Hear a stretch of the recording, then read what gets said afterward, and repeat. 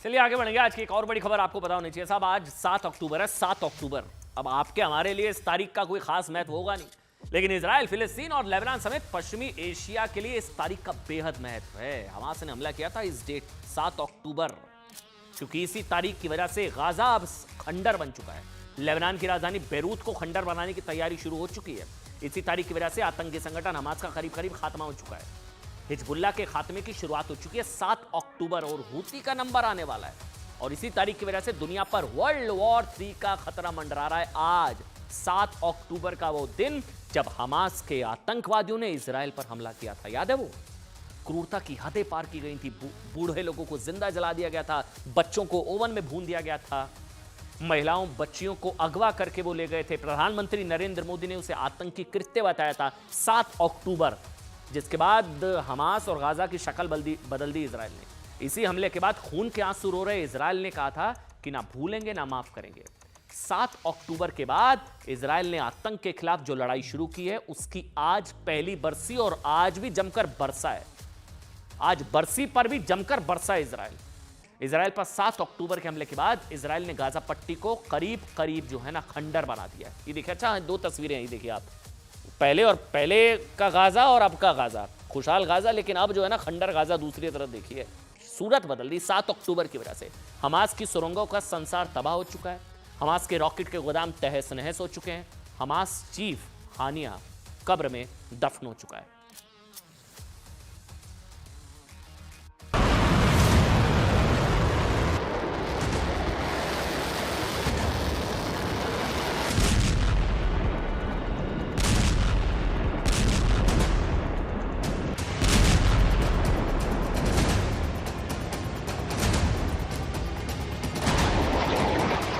सात अक्टूबर 2023 का हमला इजराइल न भूला है न भूलेगा।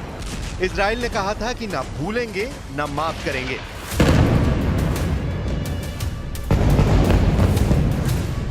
इस यहाँ 7 अक्टूबर की बरसी पर इजराइल ने बेरूत को गाजा बनाने की शुरुआत कर दी, क्योंकि इजराइल को पता था कि हमास और हिजबुल्लाह 7 अक्टूबर की बरसी पर हमले की प्लानिंग बना चुके हैं।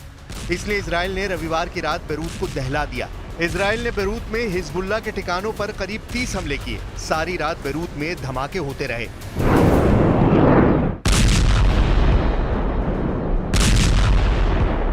इजराइल ने रात भर बेरूत में हिजबुल्लाह के ठिकानों को कैसे निशाना बनाया, उसकी एक तस्वीर आपको दिखाते हैं।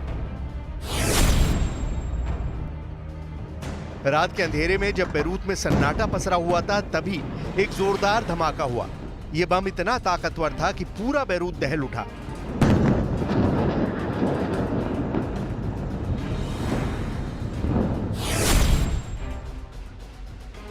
कुछ ही मिनटों के बाद दूसरा हमला भी वहीं हुआ जहां पहला हमला हुआ था, और अभी वहां धमाके के बाद आग जल रही थी, धुआं उठ रहा था।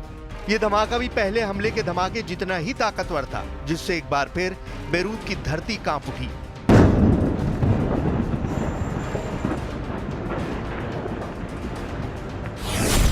ये दोनों धमाके इतने विनाशकारी थे, ये आप इन 2 तस्वीरों से समझ सकते हैं।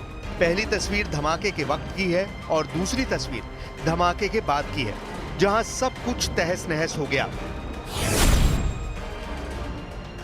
तीसरा हमला भी बेरूत के दहिया इलाके में हुआ। रात में हुए इस धमाके की आग सुबह तक बुझ नहीं पाई थी। सुबह होने के बाद भी धमाके वाली जगह से धुआं निकल रहा था। चौथा हमला भी बेरूत के दहिया इलाके में ही हुआ। दूर से ली गई तस्वीर में आग का बहुत बड़ा गुबार आसमान में उठता नजर आया। बेरूत में इजराइल का 5वां हमला सेंट थेरेसी हॉस्पिटल और अल रसूल अल आजम अस्पताल पर हुआ। ये दोनों अस्पताल हिजबुल्लाह के ठिकाने बन चुके थे।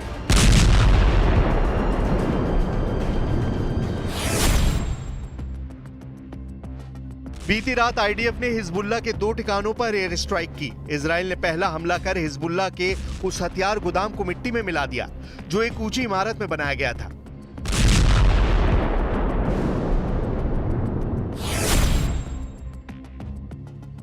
वहीं आईडीएफ ने एयर स्ट्राइक कर हिजबुल्लाह के एक और अहम ठिकाने को निस्तनाबूद कर दिया। इन दोनों हमलों में हिजबुल्लाह के कई आतंकियों और कमांडरों के मारे जाने की खबर है। इधर गजा में हमास के बचे खुचे आतंकी अभी भी इजराइल के जख्म पर नमक रगड़ने से बाज नहीं आ रहे। 7 अक्टूबर की बरसी के दिन भी गाजा से इजराइल पर रॉकेट दागे गए। सुबह 6:30 बजे ही गाजा से इजराइल पर 3 रॉकेट दागे गए, जिनमें से 2 रॉकेट इजरायली वायुसेना ने मार गिराए, लेकिन एक रॉकेट इजराइल की जमीन पर आ गिरा।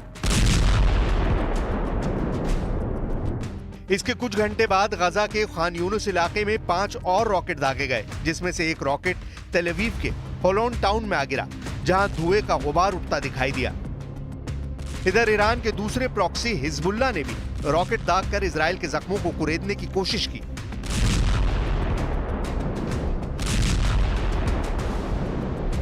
लेबनान से दागा गया एक रॉकेट इजराइल के तीसरे सबसे बड़े शहर हाइफा के एक चौराहे पर गिरा। यह हमला रात में हुआ। ब्लास्ट होते ही उस इलाके की बिजली गुल हो गई जिस जगह पर यह रॉकेट गिरा।